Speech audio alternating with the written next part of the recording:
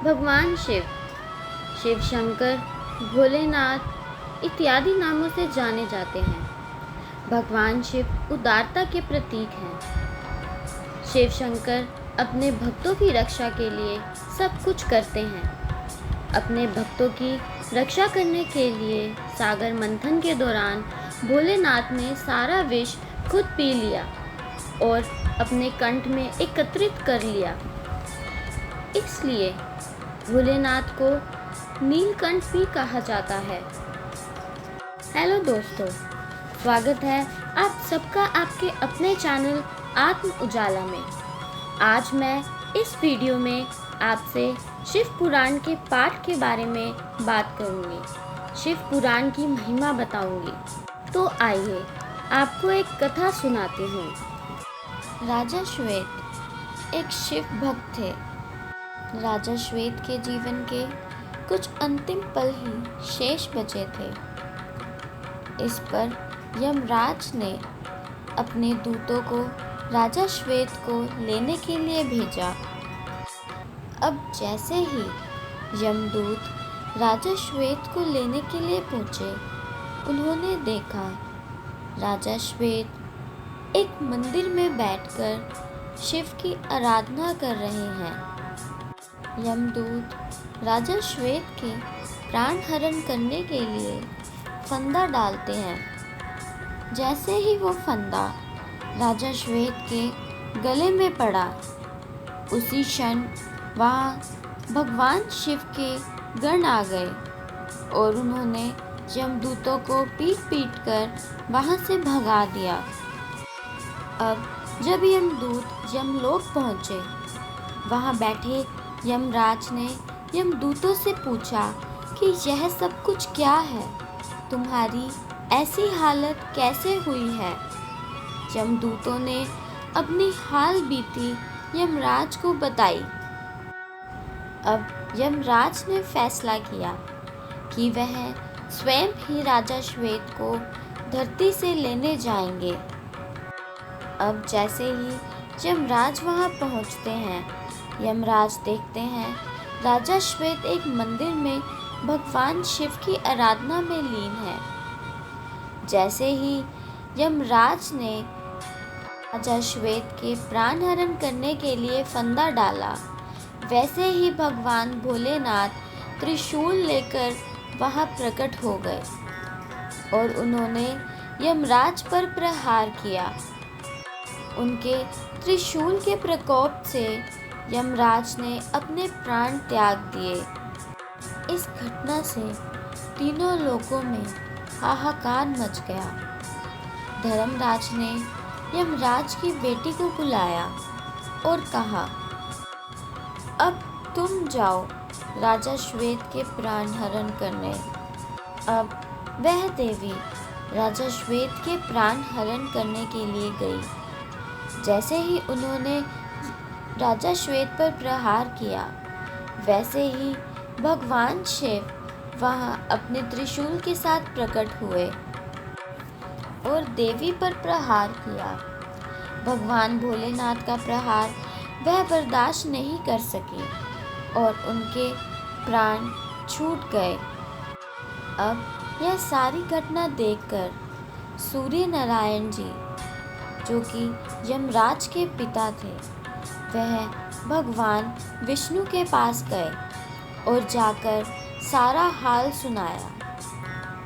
उन्होंने भगवान विष्णु से पूछा, हे जगतदाता भगवान विष्णु, मेरे बेटे और मेरी पोती की क्या गलती थी? क्यों उनके प्राणों को हरण किया गया? वो तो अपना कर्तव्य ही निभा रहे थे।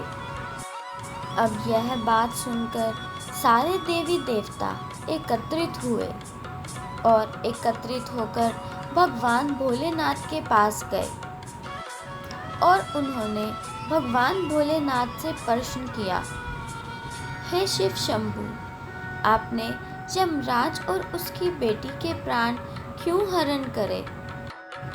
इस पर भगवान शिव कहते हैं, यह धरती पर किसकी इजाज़त से आए? इन्हें धरती पर पूछकर आना चाहिए था।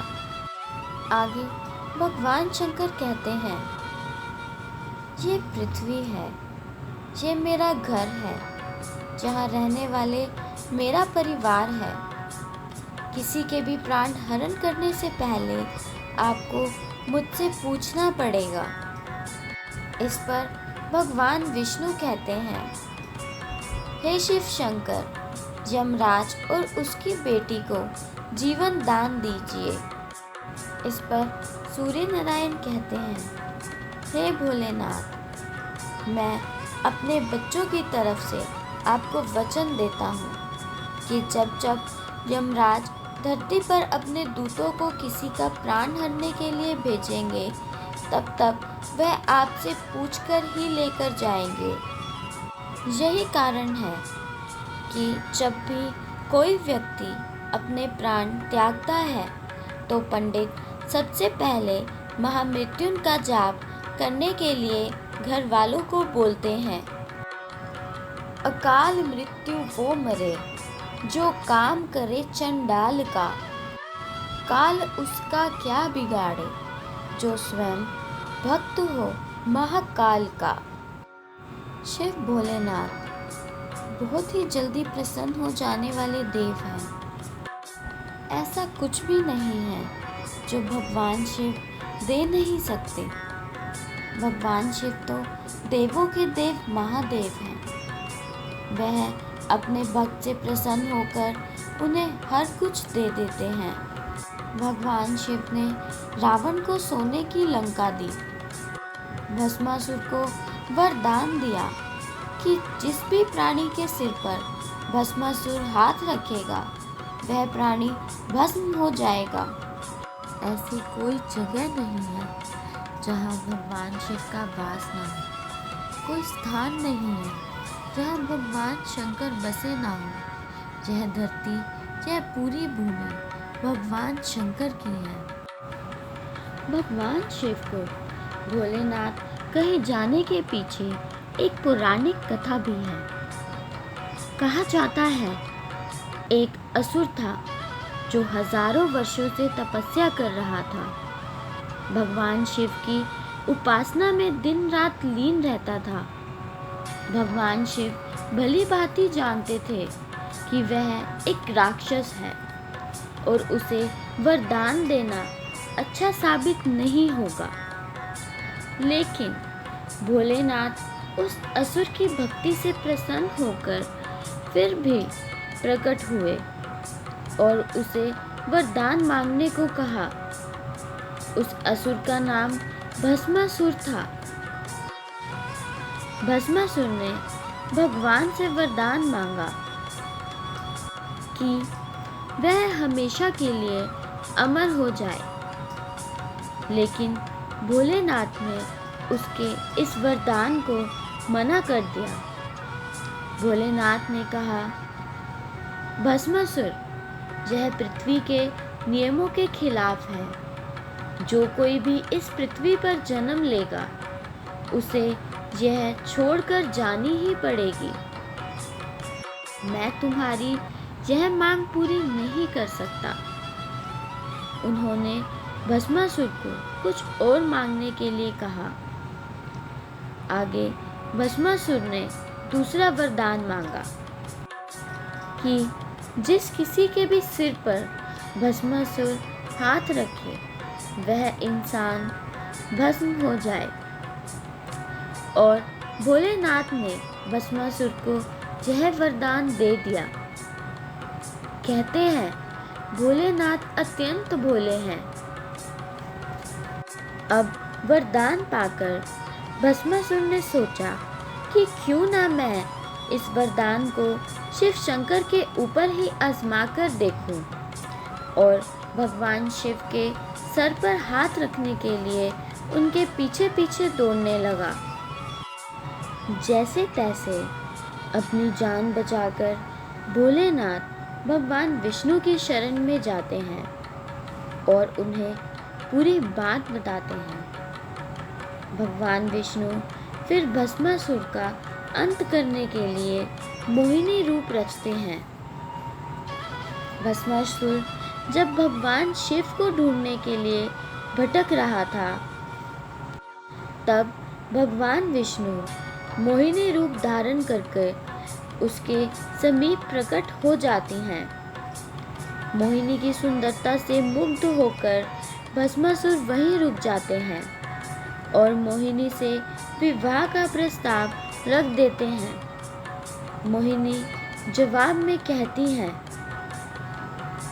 मैं सिर्फ उसी युवक से विवाह करूंगी जो मेरी तरह नृत्य में प्रवीण होगा। अब भस्मासुर को नृत्य नहीं आता था, तो उसने इस कार्य में मोहिनी से मदद मांगी। मोहिनी तुरंत तैयार हो गई। नृत्य सिखाते सिखाते मोहिनी ने अपना हाथ अपने सिर पर रखा। उसी की देखा देखी भस्मासुर ने भी अपना हाथ खुद के सिर पर रख डाला। भस्मासुर भगवान शिव का वरदान भूल गया और जैसे ही भस्मासुर ने अपना हाथ अपने सिर पर रखा, वैसे ही भस्मासुर भस्म हो गया। इस तरह विष्णु भगवान की सहायता से भोलेनाथ की विकट समस्या का भी हल हो गया। भस्मासुर से बचने के लिए भगवान महादेव जिस गुफा में छुपे थे, उस गुफा को गुप्त धाम के नाम से जाना जाता है। भगवान शिव को जहाँ एक तरफ भोलेनाथ कहा जाता है, वहीं दूसरी तरफ उन्हें सृष्टि का विनाशक भी कहा जाता है, जो शमशान में बसते हैं, जिनके शरीर पर भस्म लिपटी होती है, जिनके साथ भूत प्रेत रहते हैं। इन सब के बावजूद भी भोलेनाथ भोले हैं, जो बहुत ही जल्दी अपने भक्तों से प्रसन्न हो जाते हैं और मनचाहा वरदान अपने भक्तों को दे देते हैं। अगर कोई सच्चे मन और श्रद्धा के साथ भगवान शिव को याद करता है, तो वह बड़ी आसानी से ही उसे अपना लेते हैं और अपने भक्तों की हर इच्छा को, हर मनोकामना को पूर्ण करते हैं। जब समुद्र मंथन हुआ था, भगवान शिव ने समुद्र मंथन के दौरान सारा विष पी लिया था और वह सारा विष भगवान शंकर के कंठ में जाकर रुक गया था, जिसकी वजह से उनका कंठ नीला है और उन्हें नीलकंठ के नाम से भी जाना जाता है। समुद्र मंथन के दौरान दो देवियां उत्पन्न हुई, देवी रत्नकानंदिनी और माता लक्ष्मी। रत्नकानंदिनी समुद्र से निकलकर सीधे शिव शंकर के सामने पहुंची और ओम नमः शिवाय का पाठ करने लगी। फिर क्या था, भोलेनाथ तो भोले हैं, इसी में प्रसन्न हो गए। भोलेनाथ ने रत्निका की मनोकामना पूछी। रत्नकानंदिनी ने अपनी मनोकामना बताते हुए भगवान नारायण को अपना पति बनाने की इच्छा जाहिर की। शिव शंकर ने बोला, तेरी मनोकामना अवश्य पूर्ण होगी, यहाँ से सीधा भगवान विष्णु के पास जाओ। रत्निका जैसे ही भगवान विष्णु के पास जाने लगी, समुद्र देव ने रत्निका देवी को रोक लिया और भोलेनाथ से बोले, हे शिव शंकर, समुद्र मंथन से ये रत्नों से जड़ी हुई चूड़ामणि निकली है। और समुद्र देव ने वह चूड़ामणि भगवान शिव को दे दी। भगवान शिव शंकर ने वह चूड़ामणि रत्निका को दे दी। अब देवी रत्नकानंदिनी भगवान नारायण के पास जाने के लिए प्रस्थान कर गई। उसके बाद समुद्र मंथन से माता लक्ष्मी प्रकट हुई और जैसे ही माता लक्ष्मी प्रकट हुई, समुद्र देव ने माता लक्ष्मी को नारायण को दे दिया। अब जब रत्नकानंदिनी भगवान विष्णु के धाम पहुंची और माता लक्ष्मी को वहां देखकर रोने लगी, तब भगवान विष्णु रत्निका देवी के दिल की बात समझ गए। वह रत्निका देवी के पास आए और बोला, रत्निका, तुम क्यों रो रही हो? इस पर देवी रत्निका बोली, भगवान श्री हरि, मैं आपको अपने पति के रूप में चाहती थी, परंतु मेरी बहन लक्ष्मी देवी से पहले ही आपका विवाह हो चुका है। भगवान विष्णु ने कहा, देवी तुम मत रो, मैं इस युग में तुम्हें अपनी पत्नी के रूप में नहीं स्वीकार कर सकता, परंतु जब कलयुग का कल्कि अवतार होगा तो मैं तुम्हें अपनी पत्नी के रूप में स्वीकार करूंगा। तब देवी रत्निका बोली, हे प्रभु श्री हरि, मैं तब तक क्या करूं? इस पर भगवान विष्णु कहते हैं, तब तक तुम पर्वत पर जाकर तप करो, घोर साधना करो, तुम वैष्णवी के नाम से जानी जाओगी, लोग तुम्हारी पूजा करेंगे। रत्निका भगवान विष्णु की आज्ञा से पर्वत पर जाकर तप करने के लिए तैयार हो गई। जाते जाते रत्निका देवी ने वह चूड़ामणि भगवान विष्णु को शादी के उपहार में दे दी। इंद्रदेव वहीं खड़े थे। वह चूड़ामणि इंद्रदेव को अति मन भावन लगी और इंद्रदेव भगवान विष्णु से बोले, हे भगवान श्री हरि, क्या मैं यह चूड़ामणि ले सकता हूँ? भगवान विष्णु ने खुशी खुशी वह चूड़ामणि देव इंद्र को दे दी और इंद्र ने उस चूड़ामणि को ले जाकर इंद्राणी को दी, इंद्राणी के केशों में लगा दी। अब वह चूड़ामणि इंद्राणी की शोभा बढ़ा रही थी। आपको बता दें, यह वही चूड़ामणि है जो माता सीता ने अपने जूड़े में लगा रखी थी। इस चूड़ामणि की कथा अति लंबी है, तो आइए अब हम इस कथा की ओर आगे बढ़ते हैं। एक सम्रासुर नाम का राक्षस हुआ करता था। उस राक्षस को यह वरदान था कि उस राक्षस की हत्या वही कर सकता है जिसकी कोई औलाद ना हो। अब सूर्यवंशी में ऐसे तो सिर्फ एक ही थे, राजा दशरथ, जिनके घर औलाद ने जन्म नहीं लिया था। तो राजा दशरथ जी को सम्रासुर से युद्ध करने के लिए बुलाया गया। अब राजा दशरथ जी ने युद्ध में जीत प्राप्त की।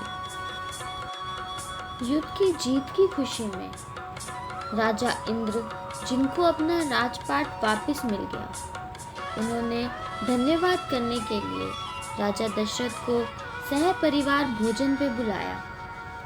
इंद्रदेव ने राजा दशरथ और उनके परिवार का पूरा आदर सत्कार किया। जब वह वहां से जाने लगे तो इंद्राणी ने कैकेयी को वह चूड़ामणि उपहार में दे दी। कैकेयी ने वह चूड़ामणि घर जाकर सुमित्रा को दे दी। अब जब राजा दशरथ के घर संतान हो गई, उसके बाद जैसे जैसे समय व्यतीत होने लगा, राजा दशरथ के चारों पुत्र बड़े होने लगे और चारों पुत्रों का विवाह हुआ। तो सुमित्रा ने मुंह दिखाई में वह चूड़ामणि माता सीता को दे दी। भगवान शिव की उपासना करने वाला कभी खाली हाथ नहीं लौटता। तो आइए अब आपको भोलेनाथ की भक्ति का एक उदाहरण देती हूँ। हनुमान जी की माता अंजना, जो कि अब 52 वर्ष की हो चुकी थी, जिनके घर कोई भी संतान उत्पन्न नहीं हुई थी, एक दिन माता अंजना की आंखों में जल भर गया और वह रोने लगी और केसरी के पास जाकर बोली, क्या मुझे कभी भी संतान सुख नहीं मिलेगा? इस पर केसरी कहते हैं, अंजना, तुम्हारे पिता तो विद्वान हैं, तुम उनके पास जाओ, वो अवश्य तुम्हें कोई मार्ग सुझाएंगे। अब माता अंजना केसरी की बात मानकर अपने पिता के पास गई। उनके पिता ने उन्हें शिव भक्ति करने का तर्क सुझाया और कहा, शिव की साधना करो, आराधना करो। अंजना ने ऐसे ही किया। उन्होंने शिव की भक्ति शुरू कर दी। अब भोलेनाथ तो भोले हैं। उन्होंने स्वयं माता पार्वती को माँ अंजना के पास भेजा। माँ अंजना ने माता पार्वती को अपनी साधना का कारण बताया। उन्होंने बताया कि उन्हें एक पुत्र की अभिलाषा है।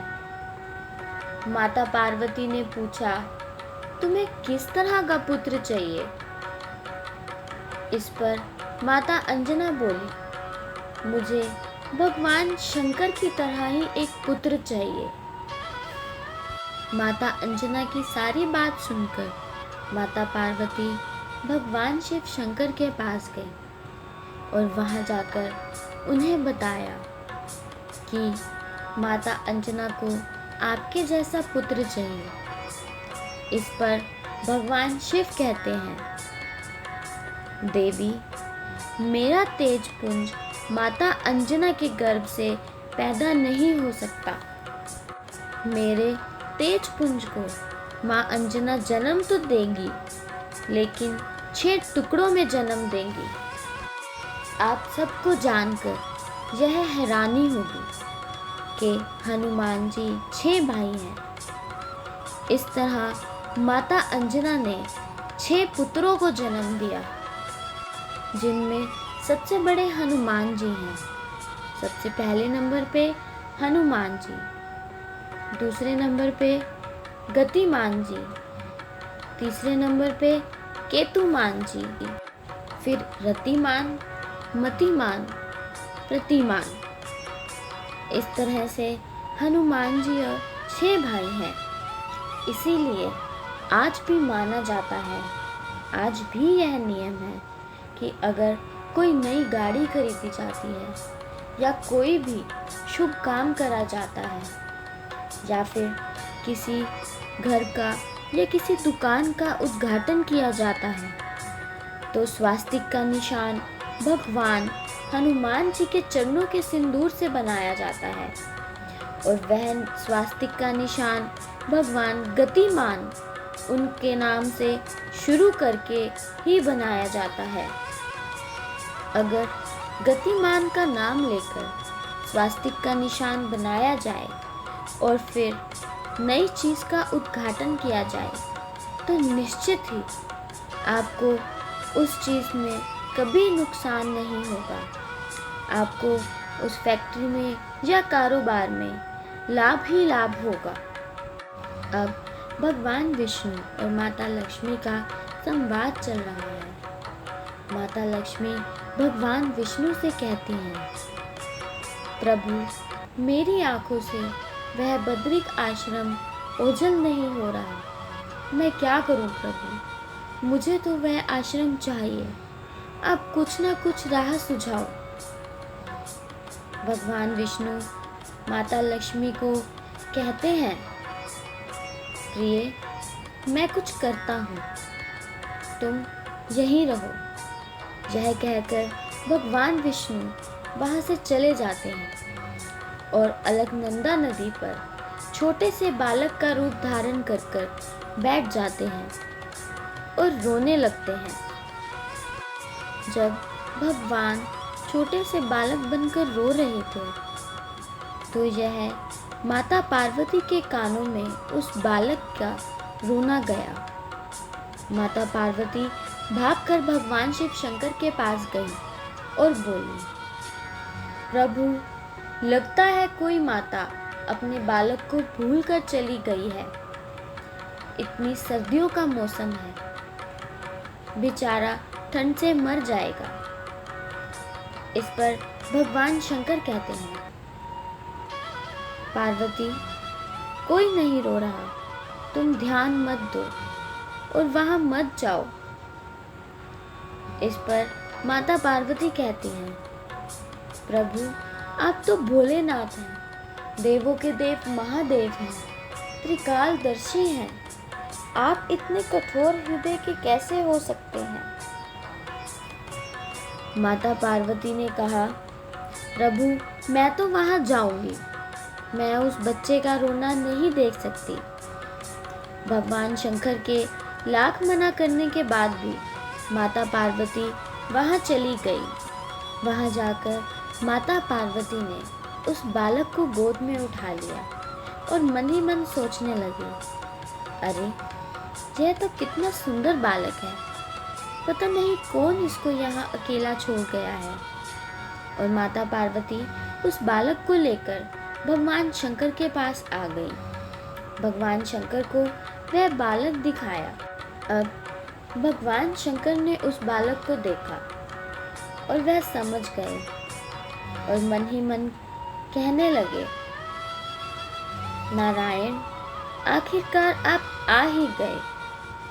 उस बालक को देखकर भगवान शंकर ने उस बालक को प्रणाम करा और माता पार्वती से कहने लगे, पार्वती जाओ अब इस बालक को वहीं छोड़ आओ। लेकिन माता पार्वती ने उस बालक को छोड़ने से साफ इनकार कर दिया। अब वह बालक जोर जोर से रोने लगा। 33 करोड़ देवी देवताओं में केवल एक देवाधिदेव महादेव ऐसे हैं जो रोज अपनी पत्नी के साथ माता पार्वती के साथ घूमने जाते हैं। अब भगवान शंकर ने माता पार्वती से कहा, चलो घोड़ा घूम कर आते हैं। माता पार्वती बोली, हे प्रभु मैं इस बालक का क्या करूं? बालक को कैसे छोड़ूं? शिव शंकर कहते हैं, गोरा हम अभी आ जाएंगे, बालक को अंदर बिठा दो और कुंडी लगा दो।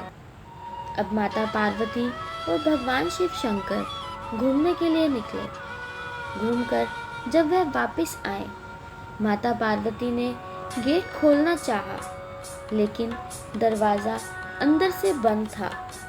माता पार्वती ने जब जोर जोर से दरवाज़ा खटकाया, अंदर से कोई आवाज़ नहीं आई। यह देखकर माता पार्वती रोने लगी और कहने लगी, प्रभु लगता है हमारे घर के अंदर कोई घुस गया है। इस पर शिवजी बोले, पार्वती तू क्यों रोती है? ऐसा कुछ नहीं है। अब माता पार्वती ने गुस्से में कहा, जो कोई भी अंदर हो बाहर आ जाए, नहीं तो मैं श्राप दे दूंगी। माता पार्वती की यह बात सुनकर भगवान नारायण और माता लक्ष्मी बाहर आ गए और माता पार्वती से कहने लगे, हे देवी हमें बद्रीक आश्रम बहुत पसंद है, हमें यह बद्रीक आश्रम दे दो। यह सुनकर शिवजी बोले, पार्वती इन्हें बद्रीक आश्रम देना ही पड़ेगा। अब माता पार्वती क्रोधित हो गई और बोली, नारायण तुमने मेरे साथ छल किया है, ऐसा ही छल एक दिन तुम्हारे साथ अवश्य होगा। अब शिवजी कहते हैं, हे देवी पार्वती अब हमारा यहाँ कोई स्थान नहीं, चलो हम केदारनाथ की ओर चलते हैं। माता पार्वती भगवान नारायण से कहती हैं, जब कलयुग होगा, कलयुग का मध्य चल रहा होगा, यह बद्रीक आश्रम पूरी तरीके से नष्ट हो जाएगा और एक नए बद्रीक आश्रम का निर्माण होगा, जिसे भविष्य बद्रीक के नाम से जाना जाएगा। स्कंद पुराण में इस बात का उल्लेख स्पष्ट रूप से किया गया है कि कलयुग के मध्य में बद्रीनाथ पूरी तरीके से नष्ट हो जाएगा और भविष्य बद्री का निर्माण होगा। अब माता पार्वती और भगवान शिव शंकर वहाँ से प्रस्थान करते हैं। अब बद्रीक आश्रम पाकर माता लक्ष्मी खुशी से नाचने लगी और माता लक्ष्मी को खुशी से नाचते हुए देखकर भगवान नारायण की आंखों में पानी भर गया। इस पर भगवान नारायण माता लक्ष्मी से कहते हैं, सिर्फ तुम्हारी जिद के कारण हमने यह बद्रीक आश्रम लिया है। इस मंदिर में तुम मेरे साथ नहीं बैठ सकती। अगर तुम अंदर बैठोगी तो मैं बाहर बैठूंगा। अगर मैं अंदर बैठूंगा तो तुम बाहर रहोगी। आज भी बद्रीनाथ के मंदिर में भगवान नारायण मंदिर के अंदर स्थापित किए जाते हैं और माता लक्ष्मी मंदिर के बाहर। शिव पुराण में भगवान शंकर की ऐसी कई महिमाओं का वर्णन किया गया है। तो आइए आपको एक और पौराणिक कथा की ओर ले चलते हैं। आप सबने कुबेर का नाम तो सुना ही होगा। कुबेर तीनों लोकों में सबसे धनी थे। एक दिन कुबेर ने सोचा कि हमारे पास इतनी संपत्ति है, लेकिन कम ही लोगों को इसकी जानकारी है। इसीलिए उन्होंने अपनी संपत्ति का प्रदर्शन करने के लिए एक भव्य भोज का आयोजन करने की बात सोची। उसमें तीनों लोकों के सभी देवताओं को आमंत्रित किया गया। भगवान शिव उनके इष्ट देवता थे, इसलिए उनका आशीर्वाद लेने वह कैलाश स्वयं पहुँचे और भगवान शिव शंकर से कहने लगे, हे प्रभु, मैं तीनों लोकों में सबसे धनवान हूँ। यह सब आपकी कृपा का फल है। अपने निवास पर एक भोज का आयोजन करने जा रहा हूँ। कृपया आप परिवार सहित भोज में पधारने की कृपा करें। कुबेर की बातों से भगवान शिव ने कुबेर के मन का अहंकार टाल लिया।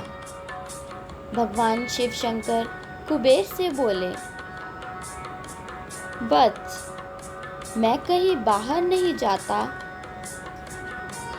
यह बात सुनकर कुबेर गिड़गिड़ाने लगे और कहने लगे, हे शिव शंकर भगवान, आपके बगैर तो मेरा सारा आयोजन बेकार चला जाएगा। तब शिवजी ने कहा, एक उपाय है। मैं अपने छोटे बेटे गणपति को तुम्हारे भोज में जाने को कह दूंगा। यह बात सुनकर कुबेर मन ही मन प्रसन्न हुए और संतुष्ट होकर लौट आए। नियत समय पर कुबेर भव्य भोज का आयोजन करने लगे। अब तीनों लोकों के देवता पहुंच चुके थे। अंत में गणपति आए और आते ही कहा, मुझको बहुत तेज भूख लग रही है, भोजन कहाँ है? कुबेर उनकी बात सुनकर उन्हें भोजनालय की तरफ ले गए। पूरा भोजनालय भोजन से सजा हुआ था। सोने की थाली में भोजन परोसा गया। क्षण भर में ही परोसा गया सारा भोजन खत्म हो गया। दोबारा खाना परोसा गया, उसे भी गणेश जी खा गए। बार बार खाना परोसा जाता और क्षण भर में गणेश जी उसे चट कर जाते। थोड़ी ही देर में हजारों लोगों के लिए बना भोजन खत्म हो गया, लेकिन गणपति का पेट नहीं भरा।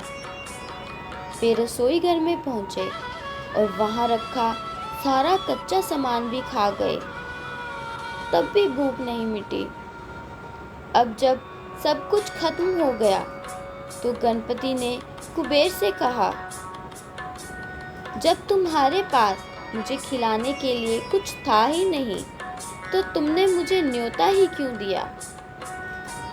गणपति जी की यह बात सुनकर कुबेर का सारा अहंकार चकनाचूर हो गया। भगवान शंकर तो भोले हैं, आप सब तो जानते होंगे। भगवान शंकर के ऊपर हमेशा सर्प लिपटे रहते हैं। पौराणिक मान्यताओं में भगवान शंकर और सर्प का जुड़ाव गहरा माना गया है, तभी तो वह उनके शरीर पर लिपटे रहते हैं। यह बात सिर्फ मान्यताओं तक ही सीमित नहीं है, बल्कि यह इस कलयुग में भी हकीकत है। यूं तो भगवान शिव शंकर अति दयालु हैं, अपने भक्तों पर अपनी कृपा अक्सर बरसाते ही रहते हैं। लेकिन कहते हैं, अगर आपको भगवान शंकर के दर्शन ना हो और अगर सर्प के दर्शन हो जाएं, तो समझिए कि साक्षात भगवान शंकर के ही दर्शन हो गए हैं। हम चल रहे हैं राजस्थान के माउंट आबू में। माउंट आबू राजस्थान का इकलौता हिल स्टेशन है जो अर्धकाशी भी कहलाता है। पौराणिक मान्यताओं और पुराणों के मुताबिक माउंट आबू अर्धकाशी इसलिए कहलाता है क्योंकि यहाँ भगवान शंकर के 108 छोटे बड़े मंदिर हैं।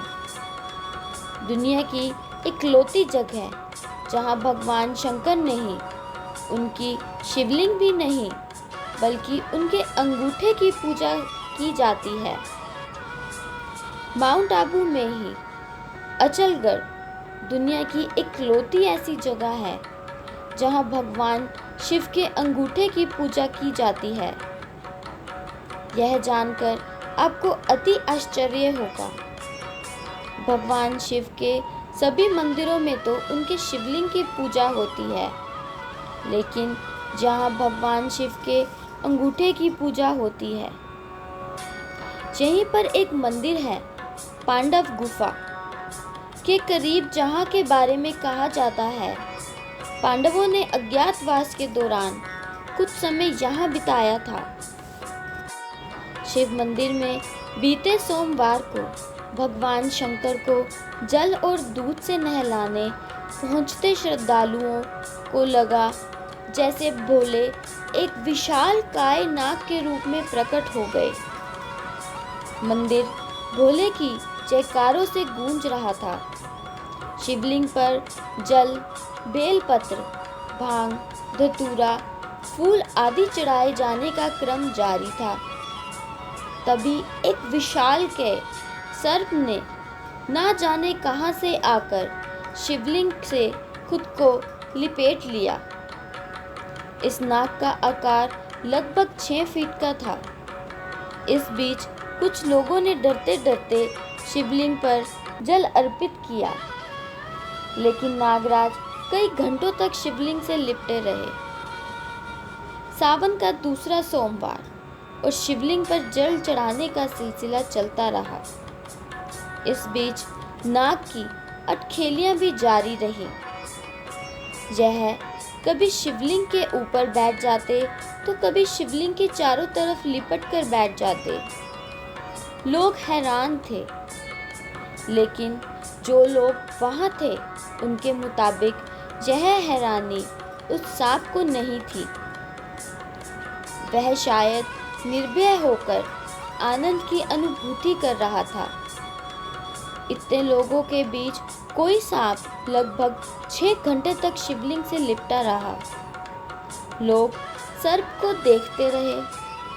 कुछ लोगों के लिए भोले सर्प के रूप में शिवलिंग पर आकर लिपट गए थे, तो कुछ लोग उस पल को शिद्दत से महसूस करना चाह रहे थे।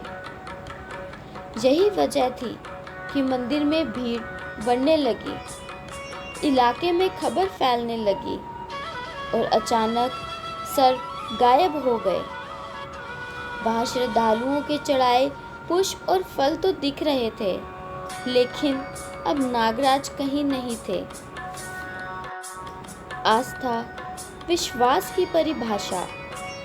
आध्यात्म की सीमा रेखा में सब कुछ मानने पर ही निर्भर है।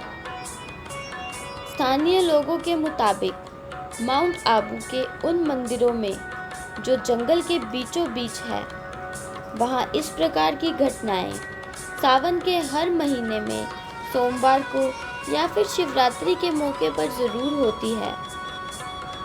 पिछले वर्ष इन्हीं जंगलों में एक शिव मंदिर में पंचमुखी 5 मुखों वाला सांप दिखा था। ये घटनाएं सिद्ध करती हैं कि शिवलिंग और सर्प का गहरा नाता है। भगवान शिव शंकर की ऐसी कई महिमाएं हैं जो आज कलयुग में भी लोगों को हैरान कर देती हैं। आइए आपको एक और पौराणिक कथा की ओर ले चलते हैं। एक बार देवराज इंद्र देवगुरु बृहस्पति के साथ भगवान शिव का दर्शन करने कैलाश गए। महादेव तो त्रिकालदर्शी हैं। उन्होंने जान लिया था कि देवराज इंद्र और देवगुरु बृहस्पति उनके दर्शन के लिए आ रहे हैं। महादेव ने दोनों की परीक्षा लेनी चाहिए, इसलिए रूप बदलकर बालक बन गए और उनके शरीर पर कोई वस्त्र ना था।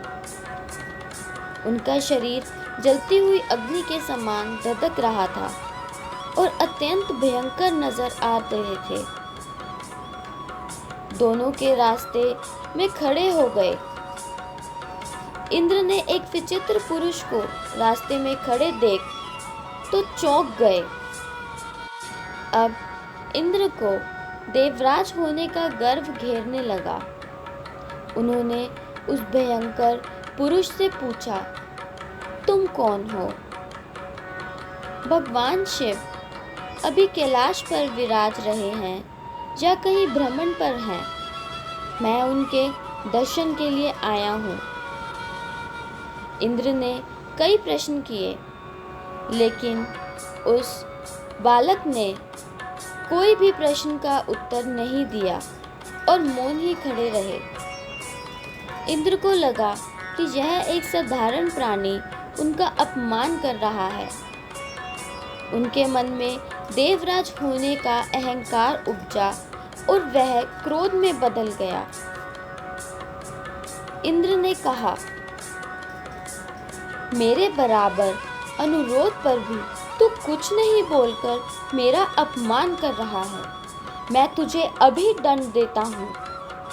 ऐसा कहकर इंद्र ने व्रज उठा लिया।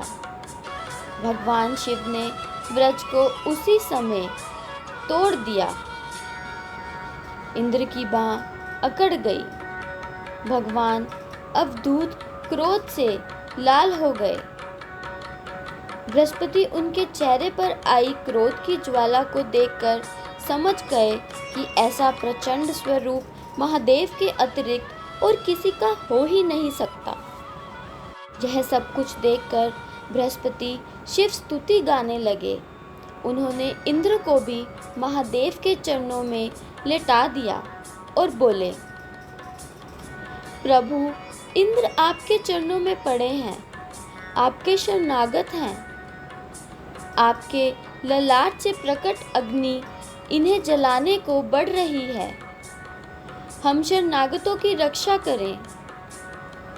बृहस्पति ने विनती की, प्रभु भक्तों पर आपकी सदा कृपा बरसती है। आप भक्त वत्सल और सर्व समर्थ हैं। आप इस तेज को कहीं और स्थान दे दीजिए ताकि देवराज इंद्र की प्राणों की रक्षा हो सके। अब भगवान रुद्र ने कहा,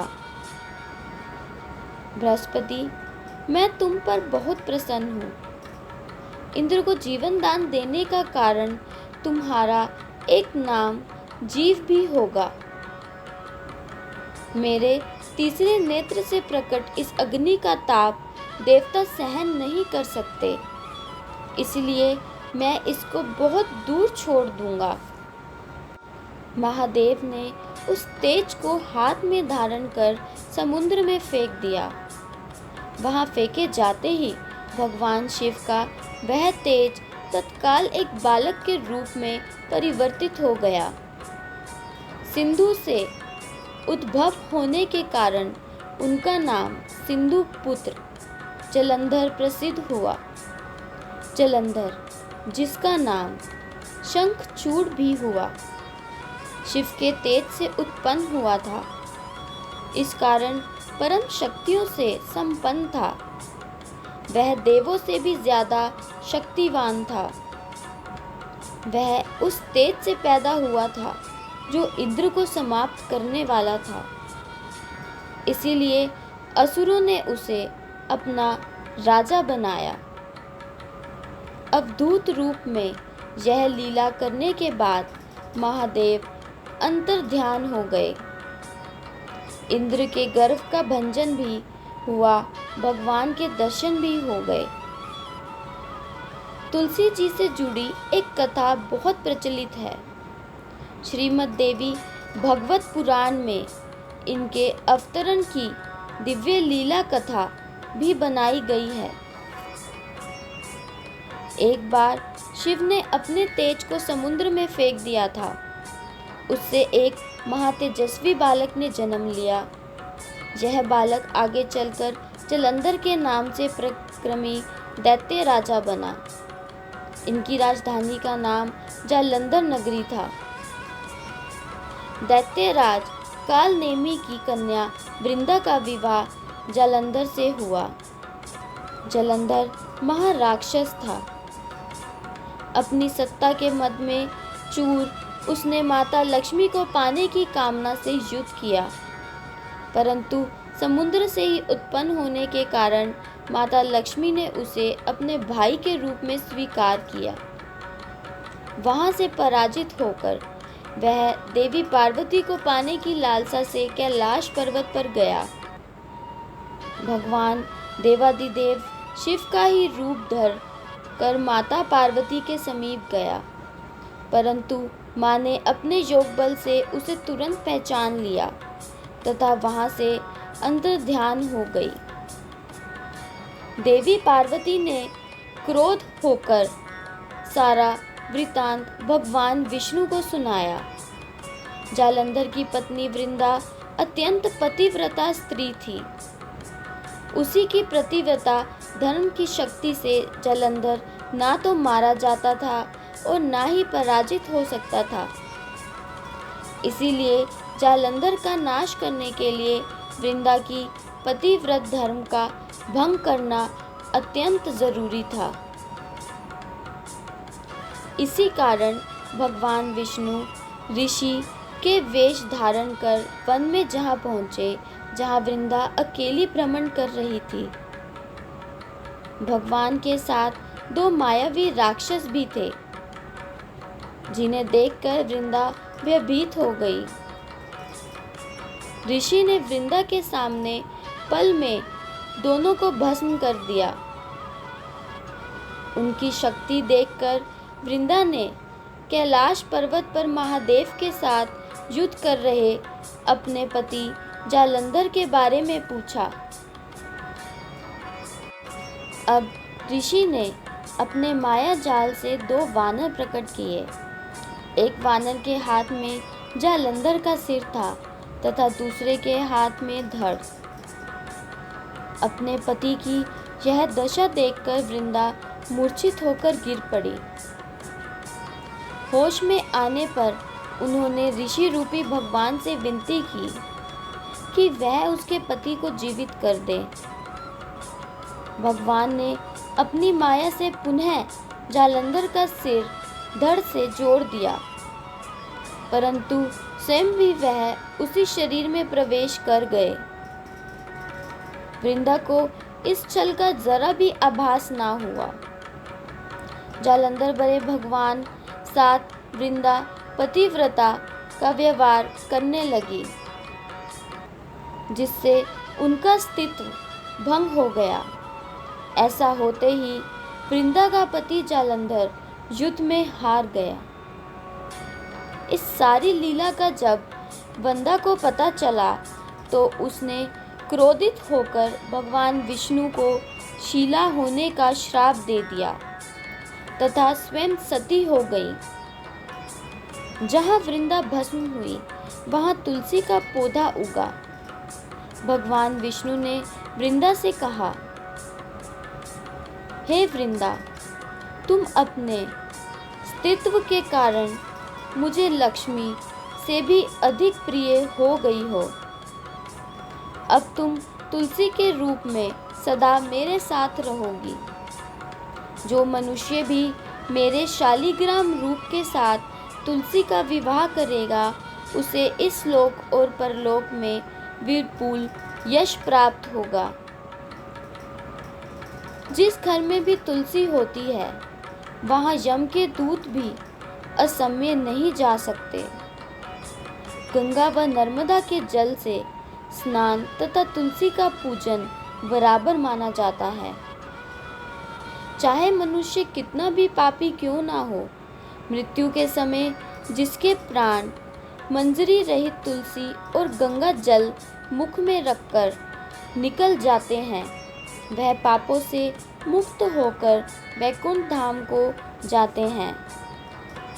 जो मनुष्य तुलसी व आंवलों की छाया में अपने पितरों का श्राद्ध करते हैं, उनके पितृ मोक्ष को प्राप्त करते हैं। उसी दैत्य जलंधर की यह भूमि जलंधर नाम से विख्यात है। सती वृंदा का मंदिर मोहल्ला कोट किशनचंद में स्थित है। कहते हैं इस स्थान पर एक प्राचीन गुफा थी जो सीधा हरिद्वार तक जाती थी। श्री हनुमान शिव अवतार हैं। शिव से ही जुड़ा है यह रोचक प्रसंग। एक बार माता पार्वती की इच्छा पर भगवान शिव शंकर ने कुबेर से सोने के महल का निर्माण करवाया, किंतु रावण इस महल की सुंदरता पर मोहित हो गया। वह ब्राह्मण का वेश रखकर शिव के पास गया। उसने महल में प्रवेश लिए शिव पार्वती से पूजा कराकर दक्षिणी के रूप में वह महल ही मांग लिया। भक्त को पहचान शिव ने प्रसन्न होकर वह महल दान में दे दिया। दान में महल प्राप्त करने के बाद रावण के मन में विचार आया कि यह महल असल में तो माता पार्वती के कहने पर बनाया गया है, इसीलिए उनकी सहमति के बिना यह शुभ नहीं होगा। इसलिए उनकी सहमति के बिना वह यह महल नहीं लेने जाना चाहता था। तब उसने शिवजी से माता पार्वती को भी मांग लिया और भोले भंडारी शिव ने इसे भी स्वीकार कर लिया। जब रावण उस सोने के महल सहित माँ पार्वती को ले जाने लगा, तब अचंभित और दुखी माता पार्वती ने भगवान विष्णु का स्मरण किया और भगवान विष्णु ने माँ पार्वती की रक्षा करी। जब माता पार्वती क्रोधित हो गई तो शिवजी ने अपनी गलती मानी और माता पार्वती को वचन दिया कि त्रेता युग में जब मैं वानर रूप हनुमान का अवतार लूँगा, उस समय तुम मेरी पूंछ बन जाना।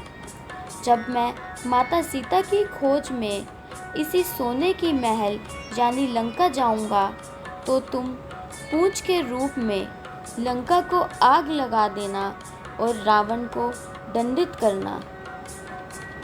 यही प्रसंग भी शिवजी के हनुमान अवतार और लंका दहन का एक कारण माना जाता है।